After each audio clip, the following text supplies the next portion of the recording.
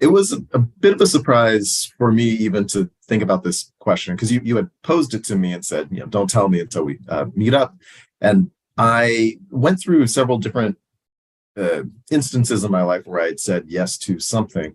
But I think the one that ended up shaping me the most that I wanted to talk about today was saying yes to going to graduate school, which was not something that I had planned at all. And so that's the thing that I want to dive into.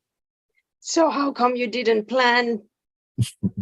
Meaning, like when you were a kid, you never thought that you would go, that you would do that? Yeah. So as a kid growing up, my mom, who was the stable parental force in my life over the entirety of my childhood, she had a motto that she offered up, which was basically, when you graduate, you go to college or you go to work. But the thing is, nobody in our family had gone to college. I have an uncle who lives in Southern California who had taken some courses towards a bachelor's degree in engineering.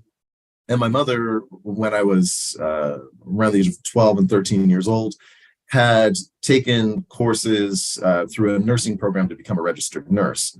But outside of that, in my immediate and extended family, we couldn't point to a single person who had been to college, right? People just graduated high school and went to work. So I didn't have the legacy of several generations of my family going to college or going to one specific college. I didn't even really have it in mind that I was going to go to college. I actually was pretty determined to become a professional athlete. Like that was, and if college could get me there, I was like, okay, maybe I could do that. But I really did think, all right, if I can get a job after I graduate, then maybe I will just go and work. So graduate school was never anything that was in my mind.